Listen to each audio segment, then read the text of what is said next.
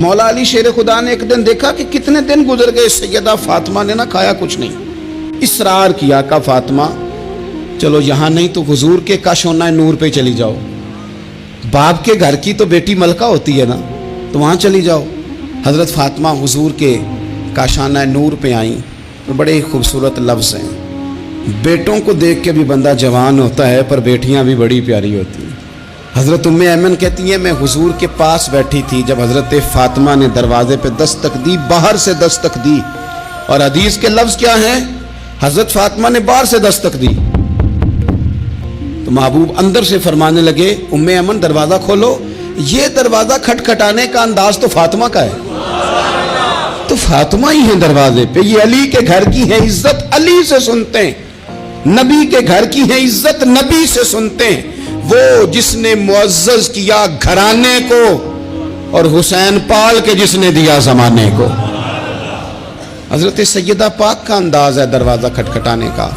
حضرت ام ایمن کہتی میں نے جھٹ سے دروازہ کھولا تو حضرت فاطمہ کا وہ چہرہ جس پر شدت بھوک کے آثار نمایاں تھے، حضور کے سامنے گئی تو لفظ نہیں کہے پر آنسوؤں سے آنچل بھیگ گیا۔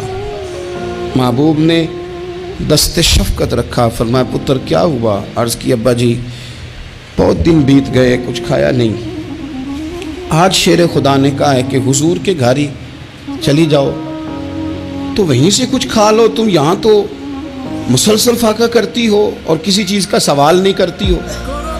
تو نبی پاک علیہ السلام نے کیا فرمایا؟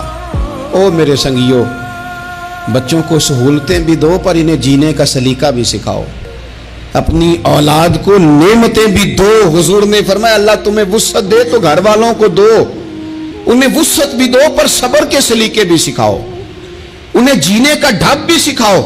نبی پاک علیہ السلام نے فرمایا فاطمہ بیٹا اگر تم کہو تو یہ 5 بکریاں کھڑی ہیں میں تمہیں بکریاں دے دیتا ہوں، اور اگر تم کہو تو میں تمہیں 5 وظیفے سکھا دیتا ہوں۔ اور سنو نا یار، یہ بھی ایک انداز ہے نا، میں تمہیں 5 وظیفے سکھاتا ہوں۔ تو سیدہ فرمانے لگی سونے بکریاں رہنے دے، وظیفے ہی سکھائیں۔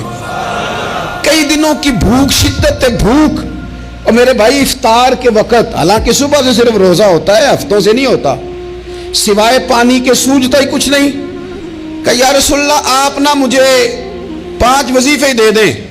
میرے کریم نے 5 وظیفے بتا دیے۔ حضرت فاطمہ وظیفے لے کے گھر گئیں تو حضرت مولا علی شیر خدا فرمانے لگے فاطمہ کچھ کھایا؟ کچھ طبیعت آسودہ ہوئی؟ تمہاری وہ بظاہر جو نکاحت تھی اس میں کوئی فرق آیا؟ تو حضرت فاطمہ ہنس کے کہنے لگی، ہنس کے، مسکرا کے۔ یہاں مسکرانا کمال ہے، یہاں مسکرانا کمال ہے۔ مسکرا کے فرمانے لگی علی میں حضور سے دنیا لینے گئی تھی، مدینے والے نے دین عطا فرما کے بھیجا ہے۔ مولا علی کیا تبصرہ کرتے ہیں؟ فرماتے ہیں فاطمہ کمال ہو گئی، تم تو بڑا نفع والا سودا کر کے آئی ہو۔ یہ اخلاص، یہ للہیت، یہ حسن، یہ کمال، حضور نے فرمایا کہ تمہیں وہ اعزاز حاصل ہو جائے کہ تمہاری اولادوں تک یہ بات آئے کہ دنیا کی دولت جھولی میں آئے تو خوش نہیں ہونا، اللہ کا قرآن سینے میں آئے تو خوش ہونا ہے۔